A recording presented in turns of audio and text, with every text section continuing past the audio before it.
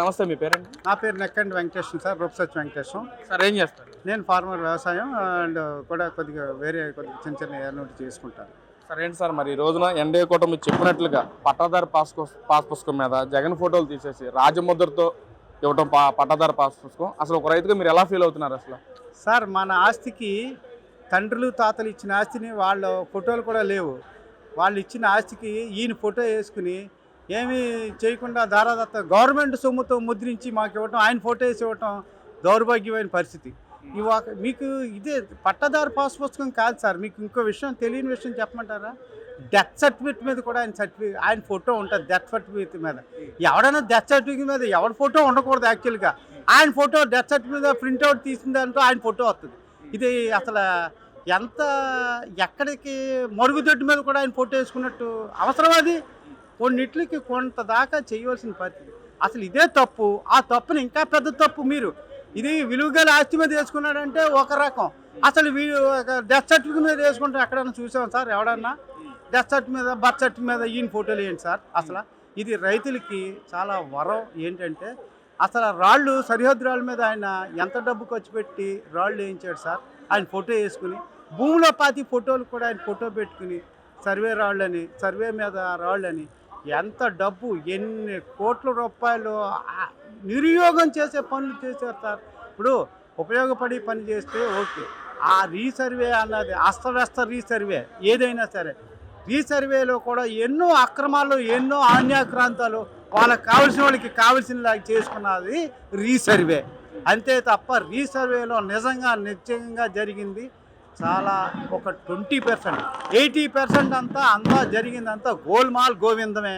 ఈయన అంటే సార్ గత ప్రభుత్వ హయాంలో జగన్మోహన్ రెడ్డి గారు మన ఆస్తుల మీద కూడా తన ఫోటోలు వేసుకుంటాం, అన్నిటి తాకడ పెట్టే విధంగా చేయటం ఎలా చూడొచ్చు అంటారు మరి? సార్ ఇప్పుడు ఆయన ల్యాండ్ టైటిలింగ్ యాక్ట్ అని పెట్టిన విధానానికి ప్రజలు తీర్పు చక్కగా మడత పెట్టి ఎలా చెప్పాలో అలా చెప్పారు సార్. ల్యాండ్ టైటిలింగ్ యాక్ట్, ఆయన ల్యాండ్ టైటిలింగ్ యాక్ట్ ఎక్కడ పెట్టారంటే సెంట్రల్ గవర్నమెంటే పెట్టింది. సెంట్రల్ గవర్నమెంట్ పెట్టిన ప్రాజెక్టుని ఈయనకి నచ్చిన విధంగా ఈయనకి కావాల్సిన వాళ్ళు అధికారం ఇచ్చి వీళ్ళు ఇక్కడ లేరు దాని మీద కంప్లైంట్ చేస్తే చాలు, అది ఇంకా పెండింగ్, జీవితకాలం పెండింగ్. అది నేను మా ఎవరన్నా ఇక్కడ అమెరికాలో ఉన్నాడు, తండ్రి చనిపోయాడు, నాదేనంటే అది పెండింగ్ పెట్టేస్తాడు. ఎవడో వచ్చి దీని మీద అబ్జెక్షన్ ఉందంటే చాలంట. అలాగ ఉండటం వల్ల ఈయన ఆ ఒక్క శాపం జీవితకాలం ఇంట్లో కూర్చునిలా శాపం చేశారు. ఇది మరి సార్ ముఖ్యంగా ఎన్డీఏ కూటమి చంద్రబాబు నాయుడు గారు అసలు రైతులను పట్టించుకోవట్లేదు, రైతులు మోసం చేస్తున్నాడు చంద్రబాబు. అసలు వ్యవసాయం దండగన్న మనిషి సీఎం అయితే రైతులు ఎలా సంతోషంగా ఉంటారని చెప్పి వైసీపీ నాయకులు మాట్లాడుతున్నారు. ఒక పక్క జగన్మోహన్ రెడ్డి ఏమో మా ప్రభుత్వ హయాంలోనే రైతులందరూ సంతోషంగా ఉన్నారని చెప్పి మాట్లాడుతున్నారు. అసలు మీకు ఒక రైతుగా మీరేం చెప్తారు సార్? దానికి సమాధానం ఏం చెప్తారు మీరు? సార్ వ్యవసాయం దండగని ఎందుకన్నాడు చెప్తుంటే, వ్యవసాయం మీద 2 ఎకరాలాడు 3 ఎకరాలాడు బతకలేడు అని చెప్పి, ఒరే బాబు మీ పిల్లల్ని చదివించుకోండి, మీ పిల్లలకి అభివృద్ధికి దోహదపడకండి, వాళ్ళు వస్తే మీకు ఎంతో చేదోడు వాదోడిగా ఉపయోగపడతారని చెప్పారే తప్ప వ్యవసాయం మానేసి ఇంట్లో కూర్చోండ్రా అని చెప్పింది ఎక్కడైనా ఉంటే చెప్పమని నేను చెప్తున్నాను. అది విషయం ఇవాళ. ఎందుకంటే వ్యవసాయం దండకంటే రేపు బతకలేని బడిపంతులని ఒకసారి అన్నారు. ఈవేళ బతకలేని బడిపంతులు ఇవాళ బ్రహ్మాండంగా బతుకుతున్నారు. కొన్ని విధాల్లో కొంత మార్పులు జరుగుతాయి. ఆ మార్పుల్లో మీరు ఈ వ్యవహారం కాదు, మీరు ఇప్పుడు ఇంకోటో లేకపోతే ఇంకో వ్యాపారమో లేకపోతే చిన్నగా ఏదో మార్కెట్కి తెచ్చుకుంటాం, అమ్ముకుంటాం, ఏదో చేసుకోండి. ఒక్క వ్యవసాయమే కాదు, ఏదో చిన్న పనులు చేసుకుని బతకడానికి ఉపాధికి ఏదో చూసుకోండి అని చెప్పాడు తప్ప వ్యవసాయం దండగన్న మాటనే తండ్రి కాడి నుంచి చెప్పుకుంటానే వస్తారు. అదే విషయం, ఇంకో మాట అయితే లేదు. ఇది అంటే సార్ చంద్రబాబు నాయుడు గారు వచ్చాక అసలు మన రాష్ట్రం సర్వనాశనం అయిపోయింది. జగనే గారు ఉంటే మన రాష్ట్రం 18 కాలంలో డెవలప్మెంట్ పరంగా కానీ పథకాల విషయంలో కానీ చాలా సంతోషంగా ఉండేవాళ్ళు ప్రజలు అని చెప్పి మాట్లాడుతున్నారు. అసలు ఏదైనా చేస్తే జగన్మోహన్ ఫలితం ఆశించకుండా చేశారని చెప్పి కూడా మాట్లాడుతున్నారు. ఏం చెప్తారు మీరు? సార్ ఫలితం ఇందులో ఆశించాడు సార్. ఆయన ఇందులో ఎందుకు ఆశిస్తాడు? చిన్నగా కాదు, మనం అంతా కొండలు కొట్టేయటమే. మా చిన్న ఎతికి సార్, చిన్నయే. ఎక్కడైనా ఇప్పుడు లెక్కర్ ఉంది, ఆవిడకి తెలీదు. అందులో మనకి ఎన్ని వేల కోట్లు వస్తుందో మనకి తెలుసు, ప్రజలకు తెలియక్కర్లేదు. మైనింగ్ ఉంది, ఆవిడకి ఎన్ని కోట్లు, ఎందులో ఎంత వస్తాడో ఆడికి తెలియక్కర్లేదు. శాండ్లు ఎంత వస్తుందో మనకు తెలియక్కర్లేదు, ప్రజలకు తెలియక్కర్లేదు. ఇది ప్రజలకు తెలియకుండా మనం ఎలా కొట్టాలో తెలిసిన వ్యక్తి ఎవరనంటే పెద్ద ఆయన జగన్మోహన్ రెడ్డి గారికి అందిపుచ్చినోడు. అందులో తేడా లేదు. ఇంకా ఆయన మించిన గనుడు ఎవరు లేరు. గనులకి మించిన గనుడు ఆయన్ని మించినోడు ఎవడో లేడు. ఆయన తెలివితేటలు ఎప్పుడు ఎలా ఈతగా ఇచ్చి తాటిగా తింటాడు. ఆయన చిన్న ఈతగా ఇస్తాడు జనాలకి, తాటిగా తీసుకుంటాడు. అబ్బాయి ఈతగా ఇచ్చాడు సంబరపడతాడు. ఆడ వెనకాల తాటిగా లేకెత్తున్నాడు నాటి సంగతి ఆడికి తెలియదు. అదనమాట రైతాంగ భాషలో చెప్పాను, ఈతకాయ తాటికాయ అదనమాట. గతంలో నవరత్నాలు ఇచ్చాను, ప్రతి కుటుంబానికి ప్రతి మనిషికి క్రమం తప్పకుండా టైం టు టైం ఇచ్చిన ప్రభుత్వం మాది. చంద్రబాబు ప్రభుత్వం అలా ప్రజలు మోసం చేసి మోసపూరిత హామీలతో గెలిచారు చంద్రబాబు అని చెప్పి కూడా మాట్లాడుతూ ఉన్నారు. సార్ చంద్రబాబు గారు సూపర్ 6 అన్నారు సార్. సూపర్ 6లో సూపర్ హిట్ చేశాడు. లేదంటే కళ్ళు ఉండి చూడలేని ప్రభుత్వం అనుకుంటున్నాడా? ప్రజలు చూస్తున్నారు. ఇప్పుడు కౌరవులు తన రాజు గుడ్డ కట్టుకుని పాలిచ్చాడు. ఆ గుడ్డ కట్టుకున్నాడు ఆయన కళ్ళకి. అందుకని సూపర్ 6 అమలు పరచట్లేదు. చెవులు ఉండి చెవిటోడు అయిపోయాడు. ప్రజలు మాకు అంతున్నా అని కింద పడదు కదా. చెవిటోడు ముందు శంఖ ఊత్తేటి ఏంటి ఉపయోగం? అలాగే ఆయనకి చెవిటోడు కింద లెక్క. ఇక్కడ ప్రజలు ఎవడు రోడ్డు ఎక్కి నాకు అందట్లేదు అన్నవాడు ఎవడు? మీకు సూపర్ 6 ఒక పథకం అమలు పరచడానికి సమయం సందర్భం కావాలి.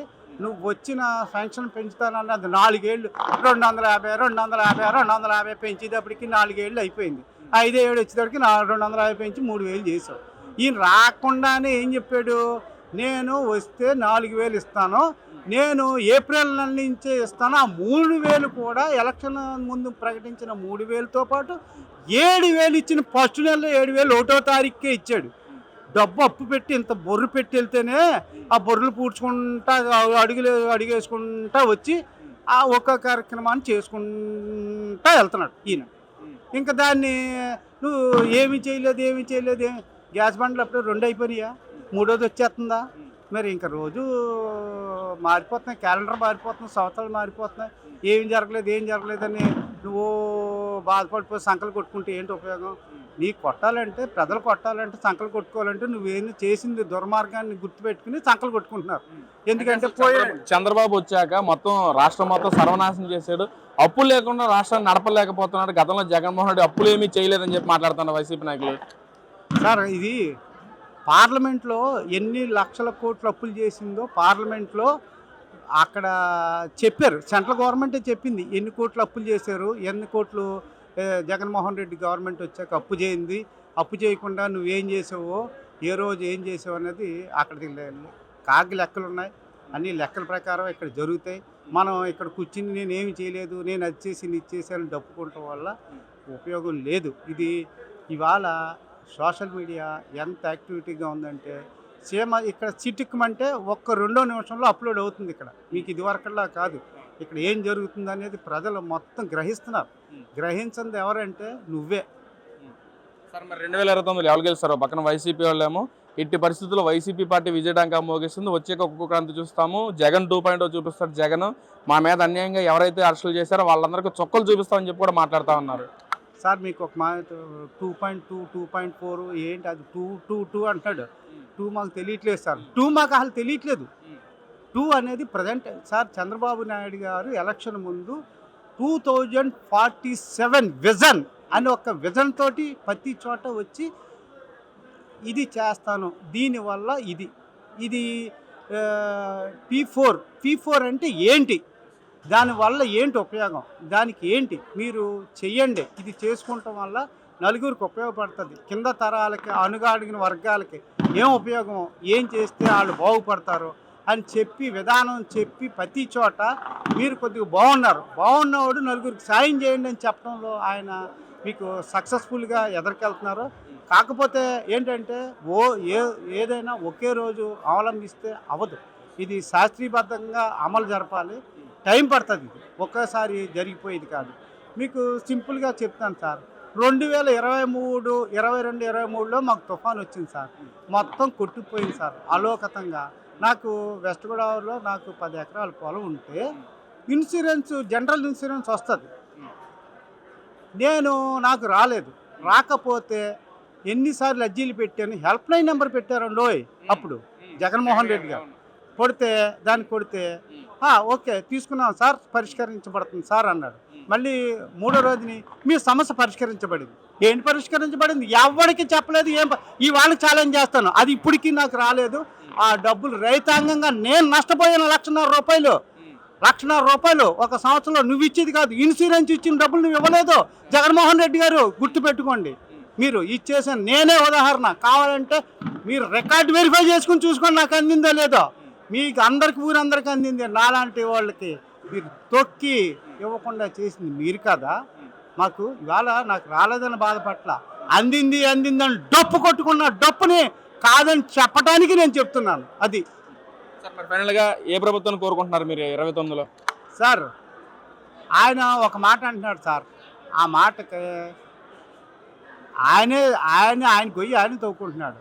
రఫ్ ఒకటి తొక్క తీస్తా, తోలు తీస్తా, మీ అందరిని వస్తే నేను ఊరుకోను, మొత్తం అందరి సంగతి తేల్చేస్తాను అంటున్నాడు కదా. ఆ సంగతి తేల్తానికి ఎవరు జనం రెడీగా లేరు. ఆ సంగతి తేల్తానికి జనం రెడీగా ఉన్నారు. 2023లో ఏ సంగతి తేల్తారో జనం చూస్తానికి రెడీగా ఉన్నారు.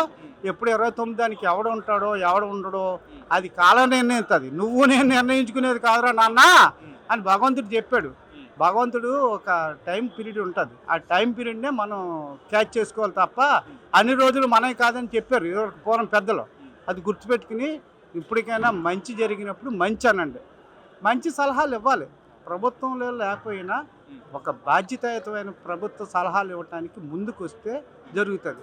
మీ దగ్గర ఉన్నదంతా 420 మీరు ఎంత యాక్సెప్ట్ చేస్తే 420 ఎవడో యాక్సెప్ట్ చేయడు. అది గుర్తుపెట్టుకుని మీరు ప్రవర్తిస్తే మంచిది. అది